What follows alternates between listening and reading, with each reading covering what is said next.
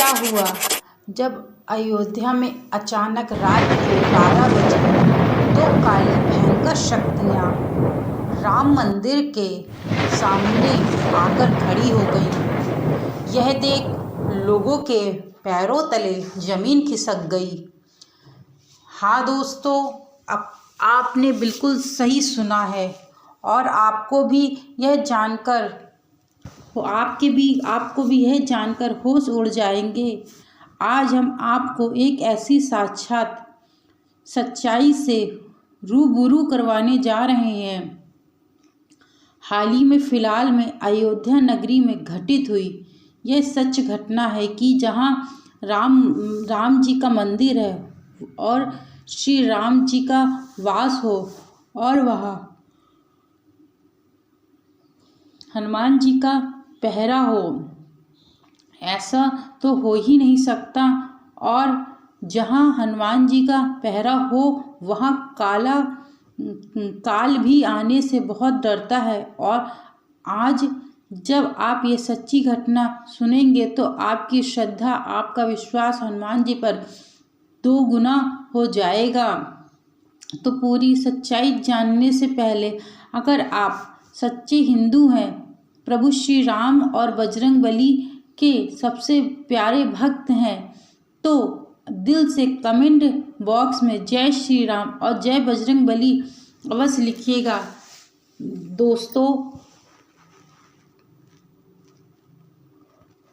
दोस्तों इस काली खतरनाक शक्तियों की सच्चाई बताने के बाद यह भी बताएंगे कि कैसे तैयार हुई थी रामलला की इतनी दिव्य आँखें। तो आइए शुरू करते हैं इन 2 काली खतरनाक शक्तियों की सच्चाई। बात उस समय की है जब शाम के 4 बज रहे थे। ठंड का टाइम था और शाम को ठंडी ठंडी हवाएं चलने लगीं। शायद मौसम बदलने का संकेत दे रहा था। जैसे जैसे समय बीतता जा रहा था वैसे वैसे ठंडी के साथ साथ मौसम में भी बदलाव हो रहा था। रात के 8 बजे का समय था। आसमान में बादल उमड़ रहे थे।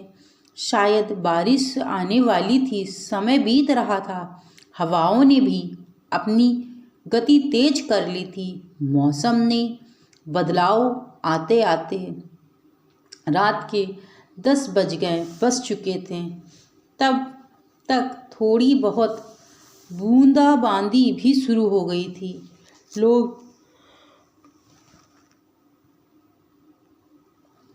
लोग घरों में सोने की तैयारियां कर रहे थे। रात और भी गहरी काली होती जा रही थी। अयोध्या वासियों की ओर से मोहल्ले और नगर की हर गली में 2 व्यक्ति पहरा देने के लिए भी निकल पड़े थे क्योंकि हर रात पहरा लगता था। लेकिन उस दिन रात की कुछ और ही बात थी।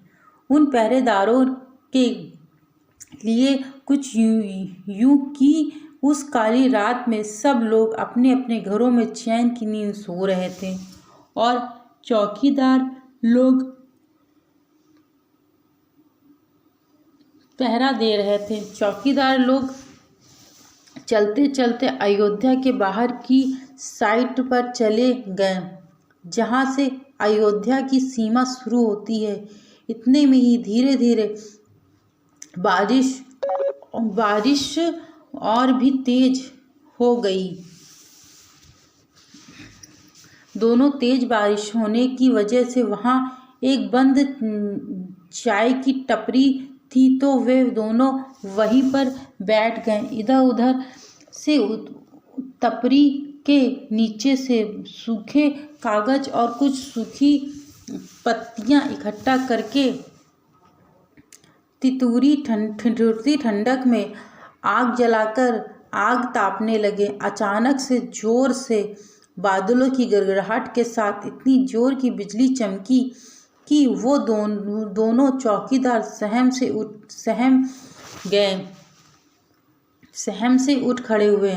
अचानक से उन्होंने उस बिजली की रोशनी में कुछ ऐसा देखा कि जैसे मानो कुछ काले रंग जैसा धुआं उठ रहा हो और अयोध्या की तरफ बढ़ने की कोशिश कर रहा हो। उन दोनों को लगा कि शायद कुछ यूं ही होगा, वो भी मौसम की वजह से, लेकिन उन्हें क्या पता था कि क्या अनहोनी होने की संभावना हो रही थी।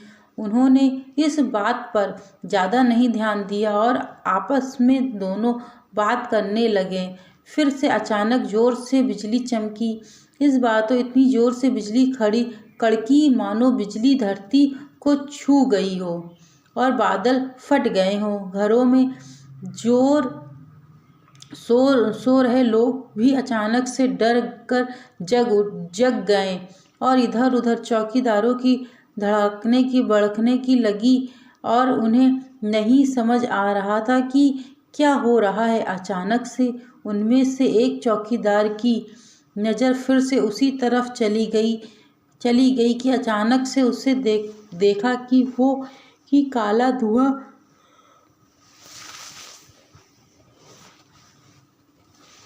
फिर से उठ रहा है। उसने उस दूसरे चौकीदार को बताया कि वो देखो क्या हो रहा है। उन दोनों ने देखा कि वो धुआं बार बार से कोशिश कर रहा है आगे बढ़ने की, लेकिन एक झटके के साथ ही